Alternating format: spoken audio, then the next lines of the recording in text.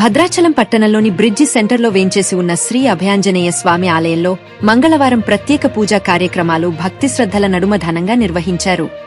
ఈ సందర్భంగా ఆలయ అర్చకులు స్వామివారికి ప్రత్యేక అభిషేకాలు, అర్చనలు నిర్వహించారు. స్వామివారి దర్శనం కోసం భక్తులు పెద్ద సంఖ్యలో ఆలయానికి తరలివచ్చి ప్రత్యేక పూజల్లో పాల్గొని తమ మొక్కులు చెల్లించుకున్నారు. పూజా కార్యక్రమాల అనంతరం భక్తులకు అధిక సంఖ్యలో పాల్గొని తీర్థ ప్రసాదాలు స్వీకరించారు.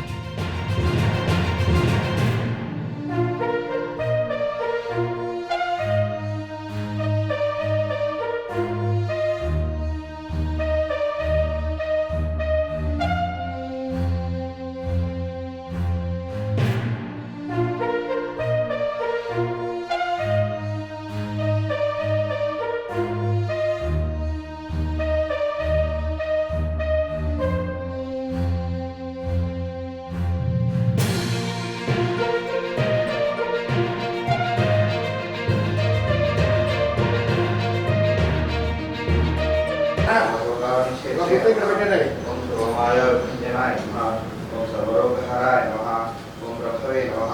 ओम बलसिद्धिकराय नमः। ओम श्रीश्वरद्वारब्रह्ममानशिखोज्वलाय नमः। ओम सागरोत्तारकाय नमः। ओम राज्ञाय नमः। ओम रामदूताय नमः। ओम प्रजापते नमः। ओम वाणराय नमः। ओम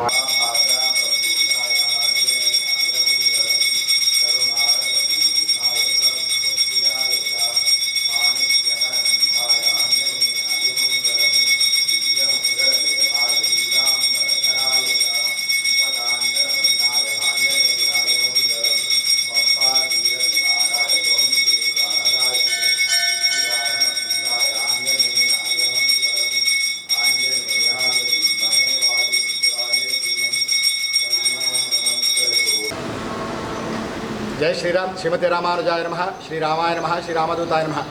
प्रिय भगवद्बंधुलारा, आषाढ़ मासम బహుళపక్షం షష్ఠీ తిథి మంగళవారం. షష్ఠీ తిథి మంగళవారం రావడం విశేషం. వర్షం వచ్చినా సరే పొద్దున్న నుంచి భక్తులు, నిత్యంగా వచ్చేటువంటి భక్తులు మన అభయాంజనేయ స్వామి వారిని దర్శించుకుంటున్నారు. ప్రదక్షిణాపూర్వకంగా, అర్చనాపూర్వకంగా, అభిషేకపూర్వకంగా. ఈరోజు అభయాంజనేయ స్వామి వారిని దర్శించడం వల్ల మేలు జరుగుతుంది. ఎందుకు జరుగుతుంది అనగా, షష్ఠీ తిథి మంగళవారం. మంగళవారం అంటేనే ఆంజనేయ స్వామి మనకు ప్రాతినిధ్యం, జయమైనటువంటి రోజు.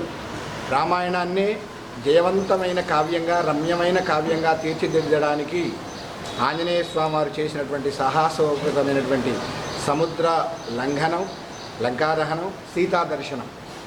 ఈ సీతా దర్శనం జరిగిన రోజు మంగళవారం కనుక మంగళవారం కుజుడికి కూడా ప్రాతినిధ్యం. అందులో షష్ఠీ తిథి కూడా కుజుడికి మనకు చెప్తూ ఉంటుంది. షష్ఠీ మంగళవారం కలిసి రావడం విశేషం. తద్వారా కుజగ్రహ దోషం వల్ల సంభవించినటువంటి రుణాలు, అనారోగ్యాలు, వ్రణము అనగా పుళ్ళు, సర్జరీలు, శస్త్రచికిత్సలు, ఇవన్నీ కూడాను కారకుడు కుజుడు. కనుక అభయాంజనేయ స్వామి వారి యొక్క అనుగ్రహం వల్ల కుజగ్రహం యొక్క ఆనుకూల్యత మనందరికీ లభించి మన నిత్య జీవితంలో ఉన్న ఒడిదుడుకులన్నీ కూడా సమసిపోయి సౌకర్యవంతమైన, ఆధ్యాత్మికవంతమైన జీవితాన్ని మనందరం కూడా నెరవేర్చడానికి ఆంజనేయ స్వామి వారు మరియు సీతారామచంద్ర స్వామి వారి అనుగ్రహం మనకు ఉంటుంది.